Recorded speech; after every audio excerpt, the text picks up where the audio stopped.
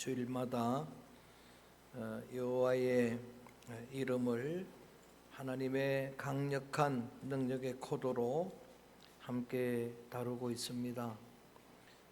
아직도 많이 남았는데 이름이 많다는 것은 여호와 그 하나님은 나의 모든 것이 되신다고 하는 의미입니다.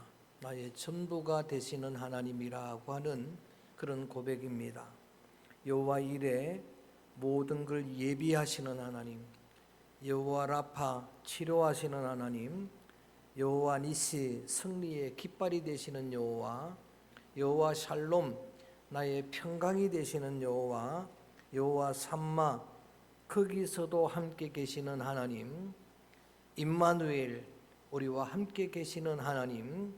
지난 시간에는 여호와 체바오트 만군의 여호와라고 은혜를 나누었습니다. 만군의 여호와, 최초로 야훼 체바오트 그 이름을 불러 기도한 절망 중에 한나의 기도는 하늘의 보좌를 움직이는 능력이었습니다.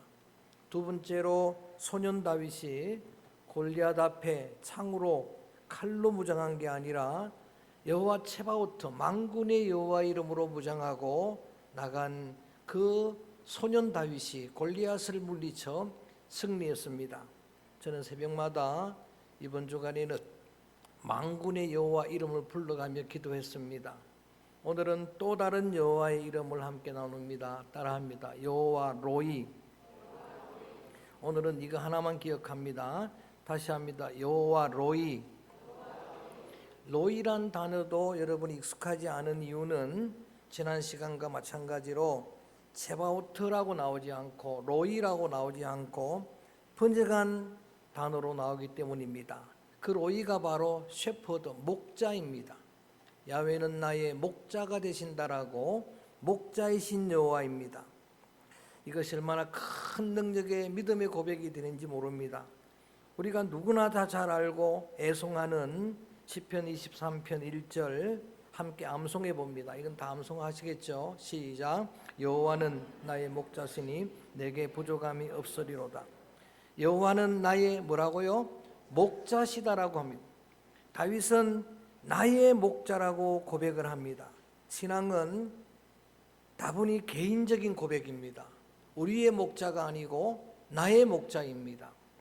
소년 다윗은 야훼 체바오트라고 만군의 여호와라고 여호와를 고백했는데, 노년의 다윗은 시편 23편은 다윗이 세상을 떠나기 전에 노년에 지은 시편입니다.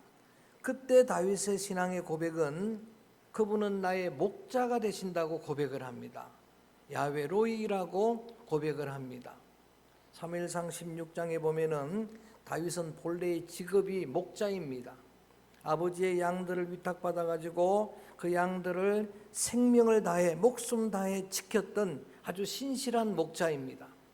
그래서 그날 자신의 형제 중에서 사무엘 선지자가 와서 기름 부어서 이스라엘의 2대 왕으로 왕을 세우는 그날에도 다윗은 거기에 그 자리에 있을 수가 없었습니다. 양들을 지키느라고. 그리고 실제로 이새는, 다윗의 아버지는 다윗만큼은 왕이 될 그릇이 아니라고 생각을 했습니다. 사무엘이 묻습니다. 또 다른 아들이 있느냐 물으니까 말째 8째가 있는데 그는 그냥 목자입니다. 들에서 지금 양을 지키는 목자입니다. 자세히 연구를 해보면은 7명의 형들과 다윗의 어머니는 어머니가 다릅니다. 다시 말하면 이복 동생입니다. 그래서 밖에서 나온 아들 그 다윗을 아버지도 인정을 하지 않았습니다. 아버지도 인정하지 않는 그런 아들이 다윗입니다. 형제들에게도 인정받지 못했지만은 하나님은 그를 인정하셨습니다. 아주 외모가 출중한 그의 형들, 그들 중에서가 아니라 나는 외모를 보지 않고 나는 그 사람의 중심을 본다 그러면서 다윗을 왕으로 세웠습니다. 형제들도 그 아버지도 인정하지 않았지만 다윗은 훌륭한 목자여서 하나님은 이렇게 말씀하십니다. 내가 너를 이스라엘의 목자로 세우리라. 할렐루야. 여러분, 목자로서 그는 훌륭한 목자였습니다. 자신의 경험을 통해서 하나님을 다양하게 고백할 수 있다라고 하는 의미입니다. 평생을 목자 일을 한 사람들은 하나님을 목자라고 말할 것입니다. 평생을 교사했던 사람은 하나님을 교사, 스승이라고 고백할 수가 있습니다. 어떤 분은 하나님은 나의 상담가라고 고백할 수도 있습니다. 하나님은 내 인생을 세우는 목수라고 고백할 수도 있습니다. 하나님은 우리의 농부입니다. 실제로 예수님의 비유 가운데 보면은 너희는 포도나무고 내 아버지는 뭐라? 농부라. 포도나무와 농부와의 관계입니다. 어부는 실제로 하나님을 어부라고 고백할 것입니다. 예수님의 비유 가운데 보면은 어부가 물고기를 그물로 잡아서 그 바구니에 담는 것처럼 하나님은 우리 인생을 천국 바구니에 담는 어부다라고 말합니다. 그 많은 천태만상 그의 직업, 그의 경험을 통해서 하나님을 여러분이 고백할 수 있습니다만, 저도 목자 출신이니까 다윗의 고백에 실감합니다. 따라합니다. 여호와는 나의 목자시라. 그리고 나는 그가 기르는 그의 양이라. 이 고백이 가장 실감이 납니다. 여러분, 야훼가 나의 목자라고 하는 말은, 내가 그의 양이라고 하는 말은 양에 대한 오해가 없기를 바랍니다. 양은 유순한 동물이 아닙니다. 유순한 것과 약한 것은 다릅니다. 양은 유약한 그런 가축입니다. 제가 실제로 염소, 양, 소 다 먹여봤는데 양은 공격, 방어력 전무합니다. 살쾡이에게 당하고 생쥐에게도 여러분 당하는 게 양입니다. 양은 거기에다가 굉장히 무지합니다. 양은 방향 감각이 전혀 없습니다. 모든 가축들이 다 집을 찾아옵니다. 닭도 집을 찾아옵니다. 집에 키우는 강아지는 물론이고 다 유일하게 시력이 1m밖에 안 된다고 합니다. 멀리를 못 보니까 방향감이 전혀 없는 겁니다. 그냥 양 꽁무니만 따라다니는 게 양입니다. 그리고 양은 그런데다가 아주 그야말로 여러분 어리석은 미련한 그런 가축입니다. 양 한 마리가 눕습니다. 그러면 그 위에 또 다른 양이 눕습니다. 세 마리째 양이 누우면 밑에는 압살을 당합니다. 그래도 가만히 있는 게 양이에요. 그래서 목자는 그 양을 안전하게 보호하려고 거기에 염소를 끼워둡니다. 염소는 두 마리만 붙어있으면 꼴을 못 봅니다. 그것 때문에 양이 살게 되는 거예요. 얼마나 어리석은지. 양은 홀로 있으면 그 외로움을 견디지 못합니다. 그래서 텔레비에서 한번 실험을 했습니다. 양들이 홀로 있는데 아우성하던 양들을 안심시키려고 가짜 양 그림을 그리고 사진을 긋다가 놨더니 양인 줄 알고 정말 평안해합니다. 그게 양입니다. 그런데도 약하고 무지하고 미련한데도 고집은 정말 셉니다. 성경의 표현에 제기를 고집하는 게 양입니다.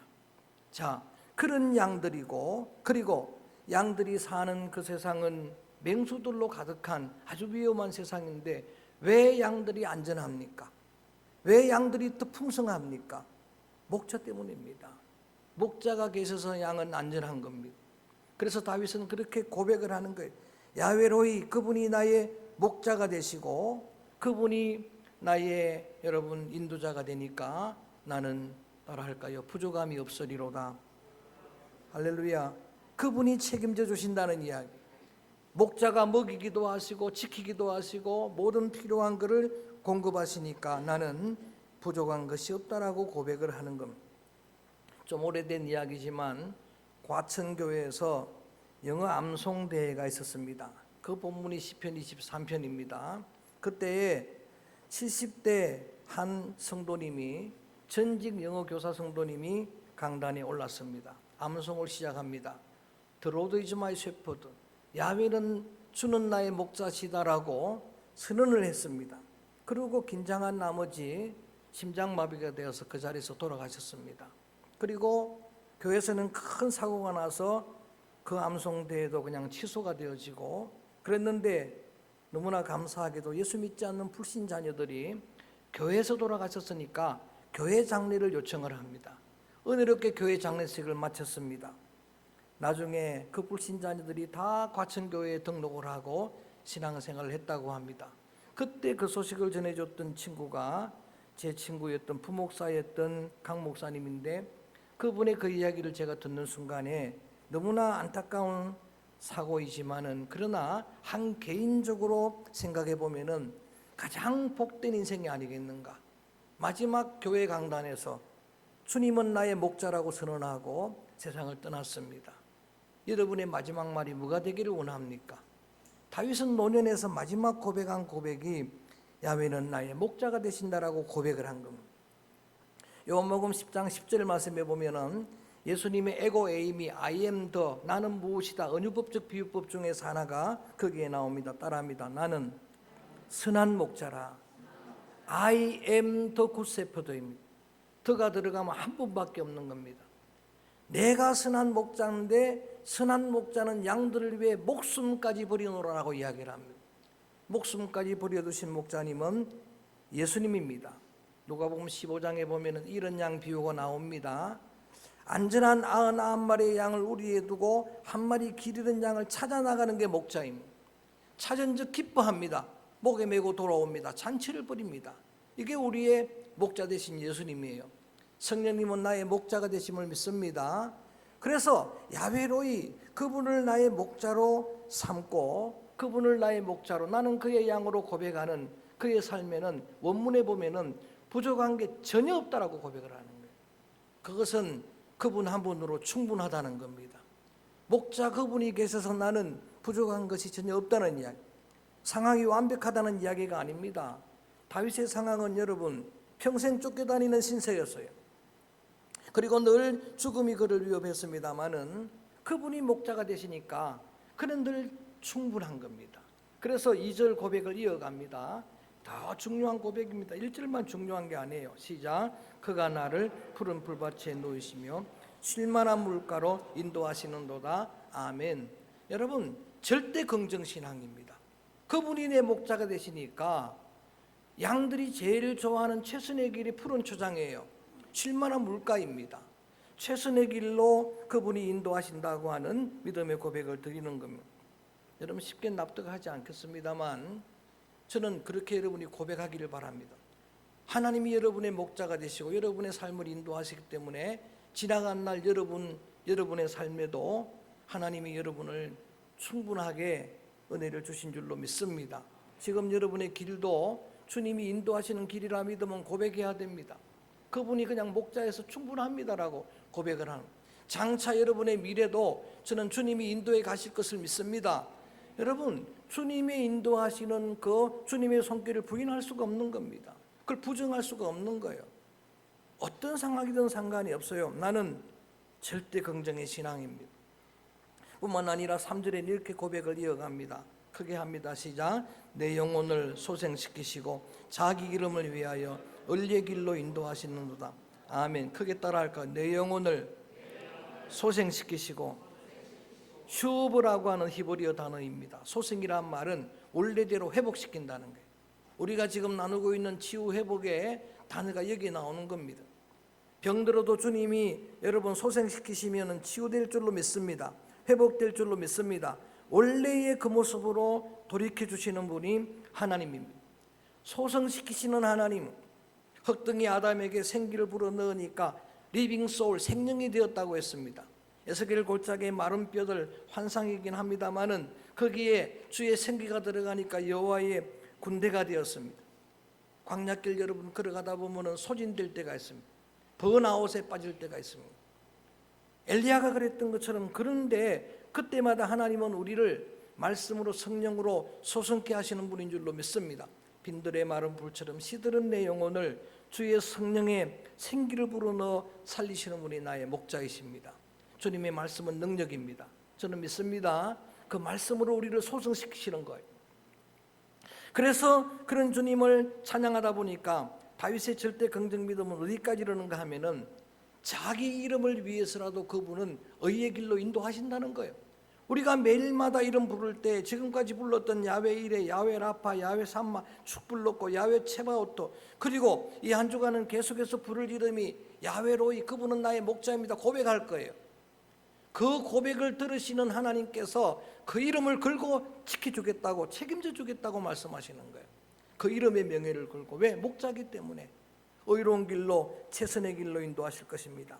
4절 고백은 이어갈 수밖에 없습니다. 고백합니다. 시작. 내가 사망의 엄침한 골짜기로 다닐지라도 해를 두려워하지 않을 것은 주께서 나와 함께 하심이라. 주의 지팡이와 막대기가 나를 안위하시나이다. 아멘. 아니 하나님, 차라리 사망의 골짜기가 없으면 좋을 텐데 왜 그 길을 걷도록 하십니까? 불평할 수가 있습니다만 인생 자체가 사망 골짜기입니다. 우리 인생은 5분 앞을 예측할 수가 없어요. 질병, 전쟁, 재해, 기근, 사건, 사고, 그야말로 어느 날 갑자기잖아요. 어느 날 갑자기예요. 그렇게 여러분 사망의 골짜기를 다니는데도 다윗은 그런 인생을 살았음에도 불구하고 말하는 거면 나 두려워하지 않겠다는 거예요. 왜냐하면 자신이 목자로 있었을 때에 늘 자신의 손에는 지팡이가 있었거든요. 막대기가 있었거든요. 그의 손에는 물맷돌이 있었거든요. 그래서 양들을 지킬 수 있었으니까 눈에 보이지는 않지만은 다윗은 하나님의 손에도 지팡이가 있는 걸 알았습니다. 여기에 눈을 열고 보니까 하나님의 손에 막대기가 있는 거예요. 그 막대기로 맹수들을 다 물리쳐 주시고 제기를 고집하던 양들이 수렁에 빠질 때에 그 지팡이로 건져주시는 그 하나님을 여러분 알았기 때문에 이렇게 말합니다. 해당하지 않도록 그가 책임져 주실 것이라. 하나님이 지켜주실 것이니까 내가 두려워하지 않을 것이다라고 고백을 하는 겁니다. 로마서 8장에 보면은 사도 바울의 고백이 나옵니다. 바울은 이렇게 고백합니다. 누가 우리를 하나님 그리스도의 사랑에서 끊을 수가 있겠는가? 이 확신입니다. 하나님이 우리를 묶어놓은 그리스도의 사랑으로 묶어놓은 끈을 적신, 위험, 칼, 어떤 환난, 기근, 어떤 원수도 끊을 수 없다라고 그렇게 고백을 하면서 이 믿음까지 가야 됩니다. 하나님을 사랑하는 자, 그 뜻대로 부르심을 입은 자들에게는 따라합니다. 모든 것이 합력하여 선을 이루느니라. 그 모든 것 속에는 다 들어가 있어요. 좋은 것만 있는 게 아닙니다. 저는 궁극적으로 그 하나님을 믿습니다. 하나님이 합치면은 합력하여 선이 될 것을 믿습니다. 서영란 군사님이 전화가 왔습니다. 또렷또렷한 목소리로, 많이 회복된 목소리로 전화가 와서 제가 병원을 갔던 것도 기억 못하고 뭐 며칠 동안 기억도 없이 말도 못하고 지났는데 어제 전화를 통해서는 생생하게 기억이 난 게 있다고, 다른 거는 기억이 잘 안 난다는 거예요. 그런데 그 사고 순간에 그때에 자기가 체험한 게 생생하게 기억납니다 하더라고요. 그 짧은 순간에도 천사를 보게 되고, 할렐루야. 그 짧은 순간에도 제가 두 분이나 나왔답니다. 할렐루야. 제가 두 분이나 나와가지고 똑같은 말을 두 번 반복하더랍니다. 따라 하나님의 영광을 가리지 말라. 따라 하나님의 영광을 가리지 말라. 그 전화를 받고 제가 그렇게 생각했습니다. 그 위경에서 주님이 지켜주셨구나. 할렐루야. 주님이 목자가 되시는 거예요. 그래서 어떤 사망의 골짜기에서도 내가 두려워하지 않겠다라고 고백하는 거예요. 그 고백이 5절로 이어집니다. 더 믿음으로 크게 고백해 봅니다. 시작. 주께서 내 원수의 목전에서 내게 상을 차려주시고 기름을 내 머리에 부으셨으니 내 잔이 넘치나이다. 아멘. 아니 원수가 없으면 좋을 텐데 여러분 평생을 야훼를 목자로 삼았지만 다윗에게 원수가 얼마나 많았습니까? 하나님이 기름 부어 세운 사울 왕이 원수입니다. 장인어른인데 원수예요. 갚을 수 없는 원수잖아요. 그리고 자기가 낳은 아들 압살롬이 원수예요. 아들이 아버지를 죽이려고 합니다. 아도니아 그 출중한 왕자가 원수예요. 블레셋 그 외의 적군들 원수가 많았습니다. 원수 없는 인생이 아닙니다. 그런데도 그때마다 하나님은 승리의 잔을 준비해 주셨습니다. 승리의 상을 차려 주셨습니다. 마침내는 승리하게 하신 하나님 그분이 오늘 고백하기는 내 머리에 기름도 부어주신다라고 말합니다. 실제로 목자는 양들이 해충을 그 해를 받지 않도록 기름을 바른다고 합니다. 그처럼 성령의 기름을 부으시는 목자가 계시니까 크게 한번 힘있게 따라합니다. 내 잔이 넘치나이다. 이건 좋은 환경 속에서 고백하는 고백이 아닙니다.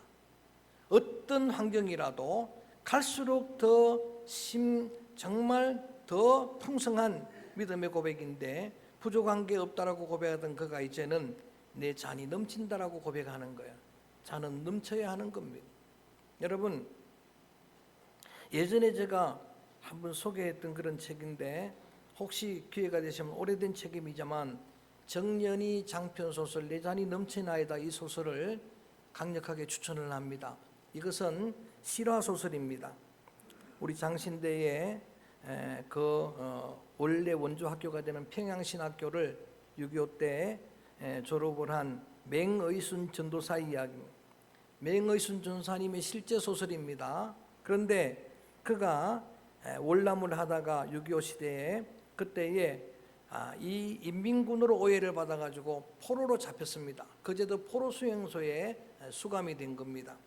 2년 지나면서 그가 억울하게 수감된 것이 밝혀져가지고 석방이 그렇게 선언되었습니다. 그런데 그 전사님은 스스로 하나님이 날 이곳에 보냈는데, 인도하셨는데 내가 스스로 나갈 수가 없겠다 해가지고 마지막까지 인민군 중국 포로들을 섬겼던 그런 삶을 살았습니다. 20대 26세인가 7세 때에 순교로 세상을 떠났는데, 그가 늘 그 일을 하면서도 입으로 고백한 말이 따라합니다. 내 잔이 넘치나이다.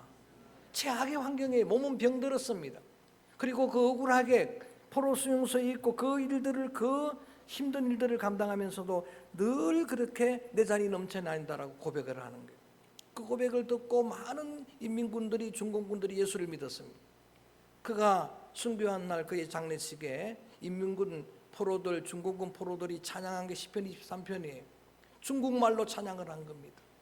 야훼가 목자가 되셔서 내 잔은 넘칩니다. 할렐루야. 그런 거예요. 좋은 환경 속에서 부른 게 아닙니다. 하나님이 목자가 되신 그걸로 충분하다는 이야기입니다. 그래서 마지막으로 6절 여기까지 도착을 하게 되는 겁니다. 한번 크게 고백해 봅니다. 시작. 내 평생의 선하심과 인자하심이 반드시 나를 따르리니 내가 여호와의 집에 영원히 살리로다. 아멘. 할렐루야. 저는 지금까지 여러분의 삶을 인도하신, 여러분의 삶에 바이찬스 우연은 없습니다. 하나님의 인도하신 섭리, 하나님의 뜻이 있을 뿐입니다. 믿습니까? 그렇다면 저는 이렇게 확신합니다. 지금까지 인도하신 하나님, 평생을 주님의 본성입니다. 선하심과 인자하심으로 여러분을 인도하실 줄로 믿습니다. 다윗은 이렇게 말합니다. 지금까지만 나의 목자가 아니라 내 평생의 목자는 한 분이시다. 야훼로이, 그분이 나의 목자가 되신다고 고백을 하는 거예요. 그 다음에 그걸로 끝이 아니고 이 세상 인생 여행 소풍 끝나고 난 다음에 영원히 천국까지 우리를 인도하실 영원한 목자는 야훼로이 한 분이라는 거예요. 그래서 마지막 고백이 내가 여호와의 집에 영원히 살리로다라고 고백을 하는 거예요. 자, 짧은 시간에 함께 쭉 나누었습니다만 오늘은 우리가 다룬 이름이 야훼로이, 따라합니다. 여호와로이, 나의 목자이신 하나님, 그걸 고백했습니다. 왜 이것이 강력한 능력의 하나님의 코드가 되는가 봤더니 이것은 우리의 신앙의 고백입니다. 이유불문하고 내 삶을 인도하시는 분은 여호와 하나님, 우리의 목자는 예수님, 성령님이 그분이 목자인데 그분이 인도하신다고 믿는 믿음이 능력이에요. 그리고 그분에게 온전히 의탁할 수 있는 그 믿음이 여러분 코드가 되는 겁니다. 그래서 지난 주간에는 한 주간 내내 야훼 체바오트 만군의 여호와 이름을 불렀다면은 이번 한 주간에는 이 이름을 부르는 겁니다. 여호와로이. 시작. 이 이름을 부르며 기도드리고 또 찬양하는 거예요. 여러분, 우리 찬송 가사 중에서 가장 많이 곡이 붙어갖고 노래되어진 게 시편 23편이잖아요. 몇 가지만 아는가 한번 해보십시다. 여러분, 시편 23편으로 찬양하는 게 뭐가 있어요? 시편이 여호와는 나의 목자시니, 그것도 있고 또 주는 나를 기르시는 목자요. 또 똑같은 가사인데 여호와 나의 목자, 그것도 있죠, 그죠? 또 그다음에 성악처럼 부르는 여호와는 나의 목자시니 내게 부족함이 없어요. 그 찬양 있잖아요. 그러니까 가장 많이 불려지는 그 고백이 바로 야훼로이, 목자이신 여호와입니다. 그래서 한 주간 이렇게 내가 그 이름 부르고 기도하고 그 이름으로 찬양할 결단을 하면서 오늘은 그 중에 이 찬양을 부릅니다. 여호와 나의 목자, 함께 부르겠습니다. 가사를 생각하시면서 실제로 주님을 나의 목자로 고백하면서 주님은 나의 목자가 되십니다. 찬양합니다.